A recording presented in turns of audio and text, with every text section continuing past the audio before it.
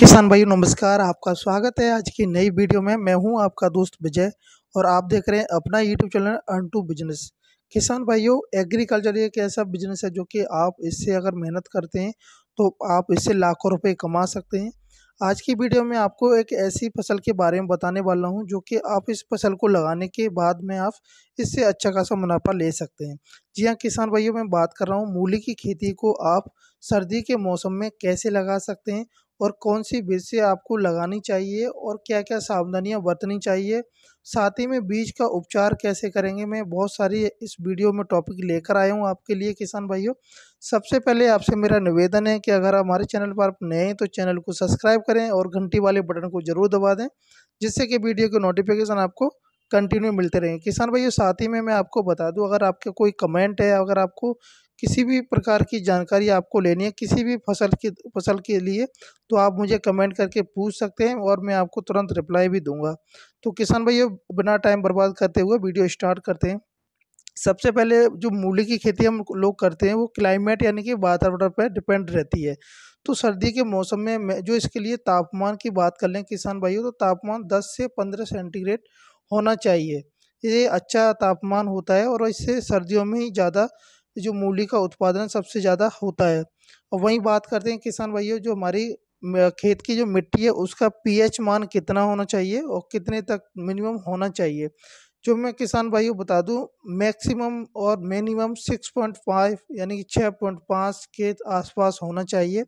अगर इससे आपकी जो खेत की जो मिट्टी का पीएच मान है वो ऊपर नीचे है तो आप उसमें कुछ फर्टिलाइजर डाल के उसको कंट्रोल भी कर सकते हैं, जिससे कि आपको अपनी खेती बहुत ज़्यादा उत्पादन अपने खेत से मिल जाएगा।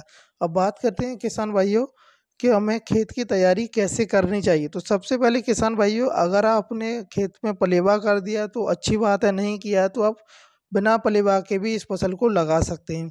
साथ ही में किसान भाइयों, अपने खेत की लेकिन अच्छी तरह जुताई करा लें और उसमें रूटावेटर चलवा दें, जिससे कि आप अगर हाथ से छिड़काव के द्वारा बुवाई करना चाहते हैं या मेड़ की वृद्धि के द्वारा, तो आपको आराम से इसमें मेड़ें बन सकती हैं।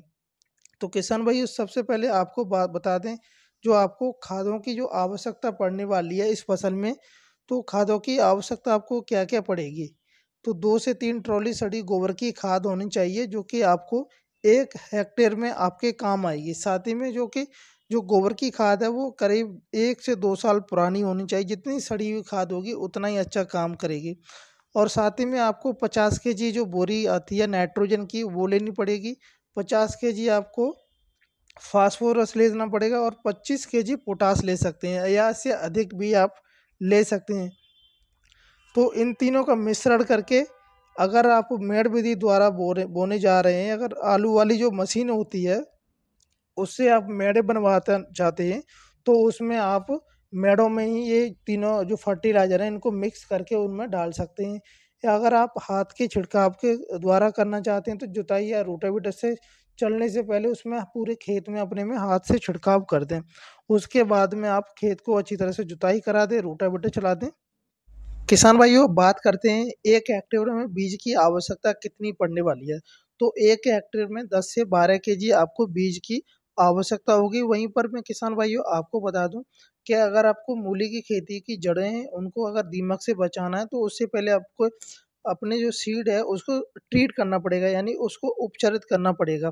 तो उपचारित करने के लिए आप 250 ग्राम थीरम से 1 किलोग्राम की दर से बीज को अ, सीड को एक तरीके से उपचारित कर सकते हैं। साथ ही में या 5 लीटर गौमूत्र से भी आप उपचारित कर सकते हैं। अगर आपके पास पैसों की कमी है तो गौमूत्र का भी आप इस्तेमाल कर सकते हैं। तो वहीं किसान भाइयों, बात करते हैं उन्नत किस्में हमें कौन-कौन सी इस सर्दी के मौसम में लगानी चाहिए। तो किसान भाइयों, वैसे तो मैं आपको सलाह दे दूँ कि